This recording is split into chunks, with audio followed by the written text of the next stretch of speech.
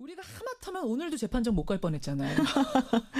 네. 박근혜 전 대통령의 영장심사가 그러니까 내일이니 망정이지 오늘이었으면 우리가 또 재판정 주제 못 들어갈 뻔했어요. 재판정을 이렇게 진행하게 해준 검찰에게 일단 감사드리면서 그래도 재판정 들어가기 전에 잠깐 그 영장 얘기 좀 해볼까요? 네네. 박 전 대통령 결국은 심사에 참석하기로 한 거죠. 네, 그 본인이 영장 실질 심사를 받겠다라는 의사를 어제 표명한 것으로 지금 기사가 나오고 있죠. 네. 네. 사실은 이제 언론에 얼굴 비치는 게 부담스러워서라도 심사 참석 안 할 거다. 안 해도 된다면서요. 예, 그건 이제 피의자의 권리니까 안 할 수도 있는데 만약에 안 하게 되면 오히려 내가 죄가 있다는 것을 스스로 인정하는 모양새가 되기 때문에 적극적으로 본인에게 죄가 없다는 걸 소명하려는 그런 전략인 것 같습니다. 결국은 그래서 나오는 것으로 그렇죠. 결정을 했습니다. 손 변호사님, 네. 그 어떤 판사가 심사를 할지는 이거는 누가 정하는 거예요? 그거는요. 지금 서울중앙지방법원에는 영장 전담 판사님이 3분 계신데 예. 이게 전산회에서 자동으로 이제 선정되는 추첨이에요, 그러면? 추첨은 아니겠죠. 추첨은 아니지만 일종의. 자동으로 이제 결정이 되는 거죠. 그래서 만약에 그렇게 전산으로 결정했는데 맞지 못할 담당하지 못할 특별한 사유가 있으면 이제 그 다른 판사가 맡게 조정을 되는 하고. 상황이죠. 배당 시스템이 있어서 그게 원래 이제 요일별로 보통 정해져요. 그 판사님들이 하시는 것이. 근데 이번에는 아마도 새로 오신 그 강부영 판사님이 맡게 되신 걸로. 강부영 판사. 이분은 네네. 벌써 스타가 되셨어요. 뭐 실시간 검색어에 이름이 며칠째 오르내릴 정도인데. 되게 또 외모도 앳되시고. 어떤 분이에요, 이 판사는? 이분이 제주도 출신이시고 고대 나오셨고 43세시죠 지금. 43세. 네, 32기시고 예. 여기 오시기 전에 인천에 계셨었고요. 그 우리 지금 손수호 변호사가 지난번에 사건 맡았던 거 있어요. 박유천 그 관련된 무고 사건 있었지 않습니까? 예. 그거가 관련이 조금 있습니다. 그러니까 그 무고녀에 대해서 영장을 청구했었는데 저 아닌데요? 아니에요. 그러니까 두 번째 무고녀죠 말하자면은 그 분이. 아닌데. 그 사건 아니죠. 그 사건 아니죠. 박유천 사건 아니었어요? 아니. 이준욱 사건이었죠. 맞아. 죄송합니다. 요거 나가서 정리하시고요. 두 분이. 어쨌든 간에 박유천 사건의 그 무고녀, 두 번째 무고녀에 대해서 그 영장을 청구했었는데 기각했었습니다. 이 판사님께서. 근데 또 이제 또 다른 거에 대해서는 예를 들면은 어떤 시인이 이제 그 미성년자에 대해서 성추행 내지는 뭐 여러 가지 행위했다는 것으로. 그것도 유명한 사건이었죠. 예, 그 사건에서는 또 구속을 시키셨죠. 근데 예. 국정농단 사건 자체는 처음이어가지고 이번에 어떤 결정을 내리실지는 좀 두고 봐야 되겠습니다. 오전에 출석할 거예요. 박근혜 전 대통령. 그럼 발부까지는 시간이 얼마나 걸릴 걸로 예상하세요? 글쎄요. 상당한 시간이 걸리지 않을까 싶습니다. 왜냐하면 이번에 구속영장이 청구되면 신속하게 그 영장실질심사, 즉 구속 전 피의자 신문 그 일치를 지정하고 진행해야 되는데 법에 따라서 그런데 이번에 시간을 3일이나 두었습니다. 그 이유가 물론 전직 대통령에 대한 사건이기 때문에 신중하게 한다.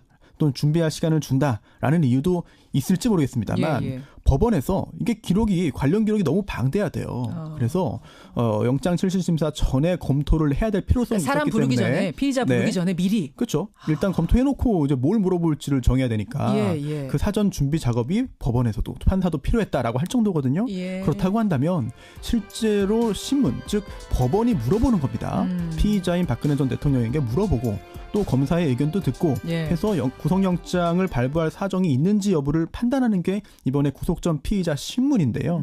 그렇다고 한다면은 물어볼 사항이 많을 수도 있습니다. 그럴 수 있겠네요. 그리고 또 물어본 후에도 신문 절차를 마친 후에도 그 여러 가지의 그런 방대한 자료를 다 종합해서 최종 결론을 내려야 하기 때문에 그러니까 일단 조사 다 한 다음에 어디 대기하십시오 하고 보내잖아요. 그렇습니다. 그러고 나서 또 막 회의하는 거예요. 그렇습니다. 회의는 아니고요. 회의는 아니에요. 유치해 놓은 다음에 영장 전담 판사가 고독한 결단을 내리게 되는 것이죠. 혼자서 고독하게 결정하는 겁니까? 시간이 꽤 오래 걸릴 수도 있고 만약에 시간이 꽤 걸리지 않고 결과가 바로 나왔다 하더라도 바로 내지는 못하겠죠. 그렇군요. 그러니까 시간이 상당히 걸릴 거다. 우스갯소리로 이런 것도 하나 있어요. 뭐요? 판사님들이 고심의 흔적을 알리기 위해서 문 걸어놓고 좀 주무시다가 발표한다는 것도 있어요. 그러나 이번엔 그렇지 않겠죠. 이번엔 절대 그럴 수 없는 거고 정말 고심을 할 수밖에 없는 강부영 판사 혼자서 고독하게 결정을 해야 되는 그 순간이 다가오고 있습니다. 내일입니다. 13가지 혐의입니다. 이 질문이 어떨지 모르겠는데 만약 이 13가지 혐의가 다유죄가 된다고 하면 그러면 형은 얼마나 돼요? 예상하기로? 이게 기본적으로 그 한 명에게 여러 개의 혐의가 있는 경우에는 실체적 경합범이라고 하는데요. 그런 경우에는 가장 중한 죄의 정한형의 2분의 1까지 가중이 가능하거든요. 무슨 말이에요, 그게 지금? 그러니까 가장 중한 죄가 뇌물수수라고 한다면 그게 이제 10년 혹은 무기징역 아니겠습니까? 그럼 무기징역형에 대해서 2분의 1을 가중하거나 유기징역에 2분의 1을 가중할 수 있는 거예요. 장기를. 더해요. 네, 그런데 무기징역은 뭐 가중이라는 게 의미가 없으니까. 무기징역이니까. 만약에 유기징역형을 판사님이 선택을 하신다면 현재 유기징역형이 30년이에요. 그러면 그거의 상한선이 30년인데 15년을 더 더해서 45년까지 가능한 거죠. 아, 가장 중한 죄에다가 그렇죠. 2분의 1을 가중하는 방식. 근데 그게 13개라고 해서 13개 다 더하는 게 아니군요. 그렇죠. 예. 근데 이제 최하한이 원래 10년 이상이었기 때문에 10년에서 원래는 45년까지 돼야 되는데 보통은 이제 2분의 1 감경을 해줘요. 그게 장량 감경이라고 하거든요. 박근혜 전 대통령이 아마 초범이실 테니까 그렇게 되면 5년에서 45년 사이에서 이제 형량이 결정돼야죠. 5년일 수도 있고. 네, 게다가 이제 만약에 뇌물이 인정이 되게 되면 재산이 또 몰수가 되거나 추징 이렇게 돼야 되겠죠. 무기징역 가능성도 있습니까? 무기징역형을 선택할 수도 있는 거죠. 판사가. 그 이제 판사가 무엇을 선택하냐인데 양형 그 기준이 따로 있어서 이런 경우는 무기징역 선택은 안 하실 것으로 보입니다. 그렇게 돼요. 폭이 넓네요. 5년에서 45년. 알겠습니다. 유기징역의 경우에 가중했을 때 이제 그 법이 좀 바뀌어가지고 최장은 50년까지로 가는 건 하죠. 그래요. 예, 이렇게 우리가 사전 지식을 가지고 내일의 영장실질심사 여러분 보시면 되겠습니다. 네. 구속될 겁니다. 구속된다. 네. 박근혜 구속된다. 된다. 그렇게 보시는 이유는 어떤 건가요? 그러니까 이게 밖에서 정치적인 관점에서 말하는 사람들은 네. 이게 불구속됐으면 하는 희망 사항들 네네. 이런 것들을 피력하는 거예요. 탄핵 때도 우리가 8대0 봐서 알잖아요. 네. 법을 하는 사람들이 헌법적인 시각에서 평가를 내리는 것들. 네. 근데 이번에는 이제 범죄에 대한 형사소송법적 시각에서 도주 및 도주 우려, 네. 증거인멸의 우려, 네. 그다음에 범죄 사실의 중대성, 네. 그다음에 공범들 구속과 형평성 뭐 이런 이 법적인 이 관점에서 우리가 평가를 해보면 네. 구속을 안 할 방법이 없어요. 만약에 지금 이 순간에 네. 박근혜 전 대통령을 불구속을 한다면 네. 앞으로 대한민국은 네. 모든 사건은 100% 불구속해야 돼요. 아, 대한민국 구속이 없는 나라. 구속이 없는 나라. 범죄자의 천국인 나라. 누구나 범죄자의 천국인 나라. 누구나 범죄를 저지르자. 범죄를 저지르도 불구속 재판이 철저하게 보장되는 인권. 야, 범죄자들의 인권을 네. 이렇게까지 지켜주는 나라가 되는 네. 거다. 있을 수 없다. 있을 반드시 수 구속이 될 수밖에 없다. 이런 말씀 좀 주셨는데요. 지금 법원이 구인장을 발부했더라고요. 네. 그 절차는 어떤 법적인 그러니까 성격이 이제 있다고 봐야 될까요? 원래 이제 그 구속영장을 청구를 하면 네. 판사가 이 청구된 사람에 대해서 신문을 해야 될 거 네, 아닙니까? 네. 심사를. 그렇죠. 구속영장 구속 전 피의자 신문. 네. 신문을 해야 되는데 신문을 하려면 판사 앞으로 오도록 해야 될 거 아닙니까? 와야죠. 예. 근데 어떤 사람은 제가 판사님한테 가서 열심히 변명하고 해명할게요라는 네. 사람도 있지만 그렇죠. 나 가기 싫어. 나 안 갈래. 그럼 본인에게 불리한 거 아니에요? 불리해도 일단 나는 안 갈래. 내가 이렇게. 누군데 거길 가. 그렇지. 내가 나 뭐야? 나 전직이 뭐야? 내가 전직 대통령인데 어디다 대고. 니들이 감히 오라가라. 영장을 청구해. 판사가 이리 와. 판사 네가 와. 판사 네가 와서 신문. 이런 식으로. 네. 그럴 그랬을 때는 가능성이 있기 때문에 네. 그냥 구인영장을 발부를 합니다. 구인영장을 발부를 하면 네. 이제 원래 이론적으로는 원론적으로 보면 네. 검찰이 네. 이 구인영장을 가지고 가서 네. 잡아옵니다. 똑똑 똑똑. 띵동 나오세요. 가시죠. 가시죠. 유아 언더 구류. 유아 언더 어레스트. 유아 언더 어레스트. 넌 체포됐어. 네. You have the right to silence. You have the right to hire a lawyer. 변호사를 선임할 수 있고 침묵을 지킬 수 있고. 언니 근데 네. 라이트가 R이 아니라 L 같아요. Right. You're right. 영어가 가볍습니다.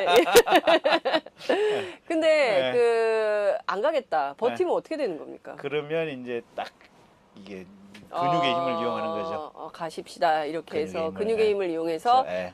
그게 구인이라는 그렇습니다. 거죠. 그게 그래서 강제 구인입니다. 강제로 구인을. 강제로 구인을. 그래서 판사 앞에 정확히 딱 데리고 가서 네. 판사님 데리고 왔습니다. 신문해 주십시오. 판사 알았어. 잠시 백삼호 법정에 데리고 가 있어. 내가 백삼호 법정으로 갈게. 그런 거군요. 네. 만약에 강제 구인을 거부할 명분이나 이런 거가 있나요? 뭐 좀 아파요.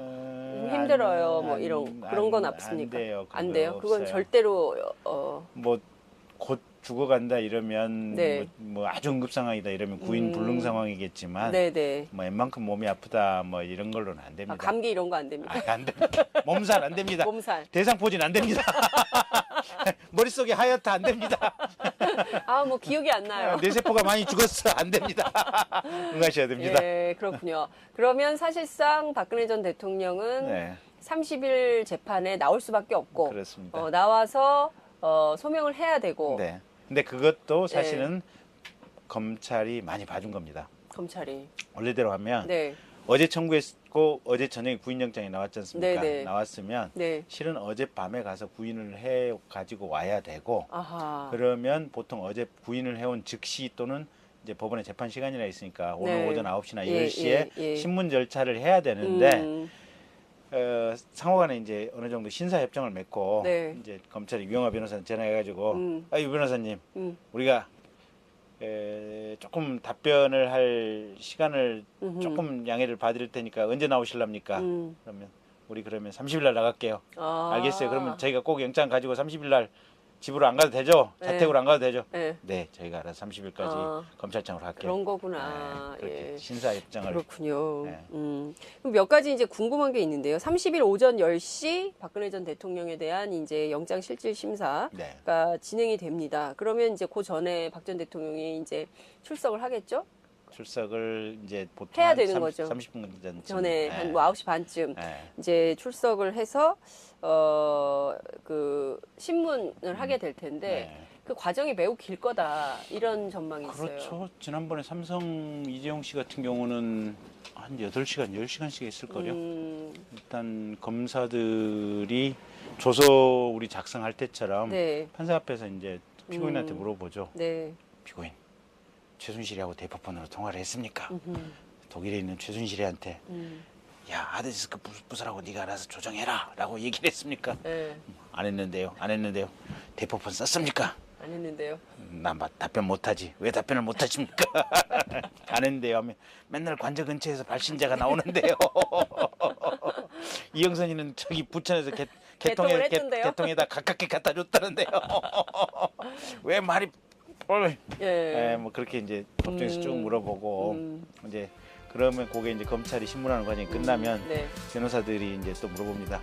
아니 각하 대포폰을 쓸 생각이 전혀 없었는데 그거 쓰라 그래가지고 영선이가 갖고 와서 저기 순실이 언니랑은 그래도 요 폰이 훨씬 버튼감도 좋으니까 요 폰으로 전화 한 번씩 해보시죠 해서 어쩌다 한두 통 하신 거죠. 거기서 무슨 범죄 모의 같은 게 있을 수가.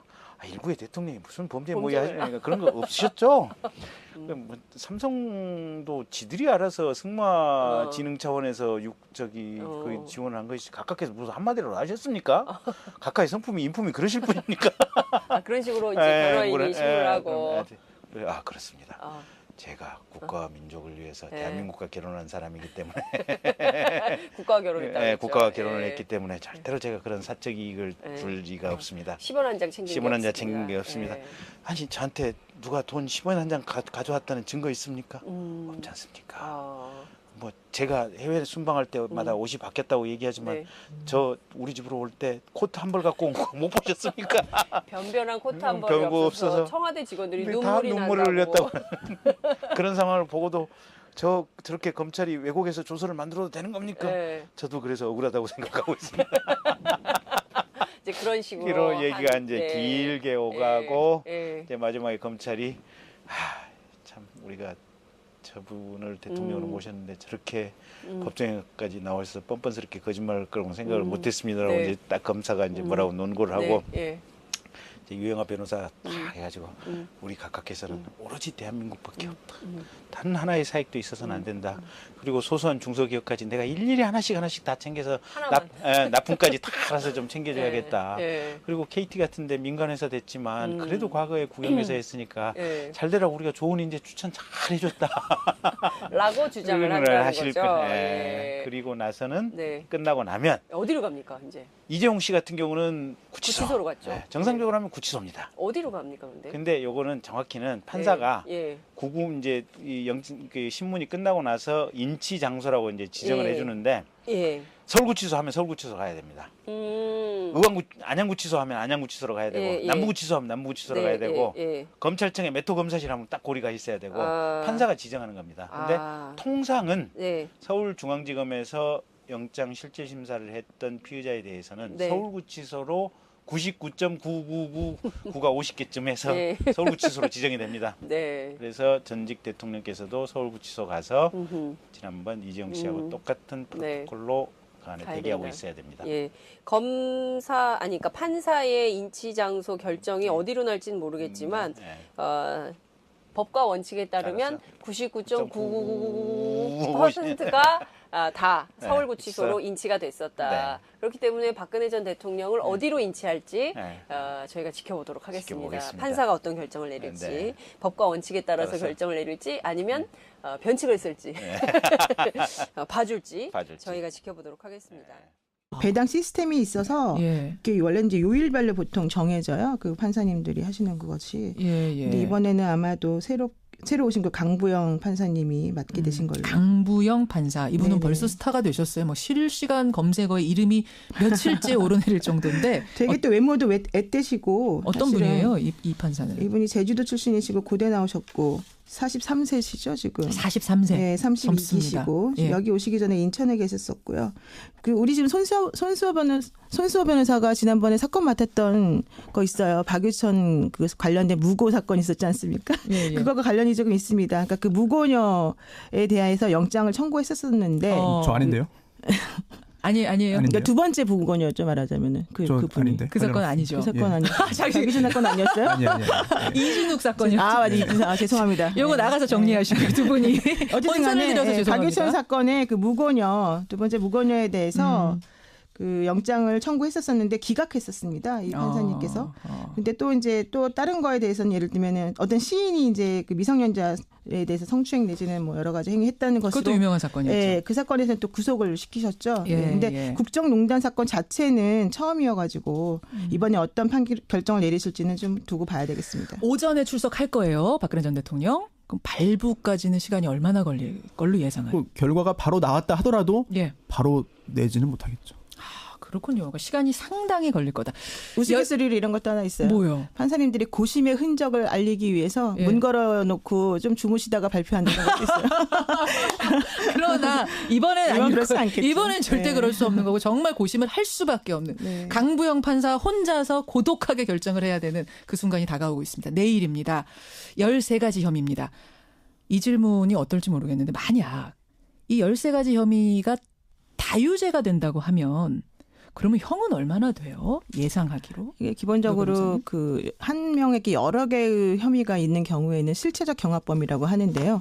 그런 경우에는 가장 중한 죄의 정한형의 2분의 1까지 가중이 가능하거든요. 무슨 말이에요, 그게 지금? 그러니까 가장 중한 죄가 뇌물수수라고 한다면 그게 이제 10년 혹은 무기징역 아니겠습니까? 그럼 무기징역형에 대해서 2분의 1을 가중하거나 유기징역에 2분의 1을 가중할 수 있는 거예요. 장기를. 더해요. 그런데 무기징역은 뭐 가중이라는 게 의미가 없으니까. 무기징역이니까. 만약에 유기징역형을 판사님이 선택을 하신다면 현재 유기징역형이 30년이에요. 그러면 그거의 상한선이 30년인데 15년을 더 더해서 45년까지 가능한 거죠. 가장 중한 죄에다가 2분의 1을 가중하는 방식. 근데 그게 13개라고 해서 13개 다 더하는 게 아니군요. 그렇죠. 근데 이제 최하한이 원래 10년 이상이었기 때문에 10년에서 원래는 45년까지 돼야 되는데 보통은 이제 2분의 1 감경을 해줘요. 그게 장량 감경이라고 하거든요. 박근혜 전 대통령이 아마 초범이실 테니까 그렇게 되면 5년에서 45년 사이에서 이제 형량이 결정돼야죠. 5년일 수도 있고. 게다가 이제 만약에 뇌물이 인정이 되게 되면 재산이 또 몰수가 되거나 추징 이렇게 돼야 되겠죠. 무기징역 가능성도 있습니까? 무기징역형을 선택할 수도 있는 거죠. 판사가. 그 이제 판사가 무엇을 선택하냐인데 양형 그 기준이 따로 있어서 이런 경우는 무기징역 선택은 안 하실 것으로 보입니다. 그렇게 돼요. 폭이 넓네요. 5년에서 45년. 알겠습니다. 유기징역의 경우에 가중했을 때 이제 그 법이 좀 바뀌어가지고 최장은 50년까지로 가는 건 하죠. 그래요. 이렇게 우리가 사전 지식을 가지고 내일의 영장 실질 심사 여러분 보시면 되겠습니다. 구속될 겁니다. 구속된다. 박근혜 구속된다. 그렇게 보시는 이유는 어떤 건가요? 그러니까 이게 밖에서 정치적인 관점에서 말하는 사람들은 이게 불구속됐으면 하는 희망 사항들 네네. 이런 것들을 피력하는 거예요. 탄핵 때도 우리가 8대0 봐서 알잖아요. 네. 법을 하는 사람들이 헌법적인 시각에서 평가를 내리는 것들. 네. 근데 이번에는 이제 범죄에 대한 형사소송법적 시각에서 도주 및 도주 우려, 네. 증거인멸의 우려, 네. 그다음에 범죄 사실의 중대성, 네. 그다음에 공범들 구속과 형평성 뭐 이런 이 법적인 이 관점에서 글쎄요. 상당한 시간이 걸리지 않을까 싶습니다. 왜냐하면 이번에 구속영장이 청구되면 신속하게 그 영장실질심사, 즉 구속 전 피의자 신문 그 일치를 지정하고 진행해야 되는데 법에 따라서 그런데 이번에 시간을 3일이나 두었습니다. 그 이유가 물론 전직 대통령에 대한 사건이기 때문에 신중하게 한다. 또는 준비할 시간을 준다라는 이유도 있을지 모르겠습니다만 법원에서 이게 관련 기록이 너무 방대해야 돼요. 그래서 영장실질심사 전에 검토를 해야 될 필요성이 사람 있기 부르기 때문에 전에 피의자 부르기 전에 미리 그렇죠. 일단 검토해놓고 이제 뭘 물어볼지를 정해야 되니까 그 사전 준비 작업이 법원에서도 판사도 필요했다라고 할 정도거든요. 그렇다고 한다면 실제로 신문 즉 법원이 물어보는 겁니다. 피의자인 박근혜 전 대통령에게 물어보고 또 검사의 의견도 듣고 해서 구속영장을 발부할 사정이 있는지 여부를 판단하는 게 이번에 구속 전 피의자 신문인데요. 그렇다고 한다면은 물어볼 사항이 많을 수도 있습니다. 그럴 수 있겠네요. 그리고 또 물어본 후에도 신문 절차를 마친 후에도 그 여러 가지의 그런 방대한 자료를 다 종합해서 최종 결론을 내려야 하기 때문에 그러니까 일단 조사 다 한 다음에 어디 대기하십시오 하고 보내잖아요. 그렇습니다. 그리고 나서 또 막 회의하는 거예요. 그렇습니다. 회의는 아니고요. 회의는 아니에요. 유치해 놓은 다음에 영장 전담 판사가 고독한 결단을 내리게 되는 것이죠. 혼자서 고독하게 결정하는 겁니까? 시간이 꽤 오래 걸릴 수도 있고 만약에 시간이 꽤 걸리지 않고 우리가 하마터면 오늘도 재판정 못 갈 뻔했잖아요. 네. 박근혜 전 대통령의 영장 심사가 그러니까 내일이니 망정이지 오늘이었으면 우리가 또 재판정 주제 못 들어갈 뻔했어요. 재판정을 이렇게 진행하게 해준 검찰에게 일단 감사드리면서 그래도 재판정 들어가기 전에 잠깐 그 영장 얘기 좀 해볼까요? 네네. 박 전 대통령 결국은 심사에 참석하기로 한 거죠. 네, 그 본인이 영장 실질 심사를 받겠다라는 의사를 어제 표명한 것으로 지금 기사가 나오고 있죠. 네. 사실은 이제 언론에 얼굴 비치는 게 부담스러워서라도 심사 참석 안 할 거다. 안 해도 된다면서요. 예, 그건 이제 피의자에 걸리니까 안 할 수도 있는데 만약에 안 하게 되면 오히려 내가 죄가 있다는 것을 스스로 인정하는 모양새가 되기 때문에 적극적으로 본인에게 죄가 없다는 걸 소명하려는 그런 전략인 것 같습니다. 결국은 그래서 나오는 것으로 그렇죠. 결정을 했습니다. 손 변호사님, 그 어떤 판사가 심사를 할지는 이거는 누가 정하는 거예요? 그거는요. 지금 서울중앙지방법원에는 영장 전담 판사님이 3분 계신데 전산회에서 자동으로 이제 선정되는 추첨이에요. 그러면 추첨은 아니겠죠. 추첨은 아니지만 뭐 일종의 자동으로 이제 결정이 되는 거죠. 그래서 만약에 그렇게 전산으로 결정했는데 담당하지 못할 특별한 사유가 있으면 이제 그 다른 판사가 맡게 조정을 되는 하고. 상황이죠.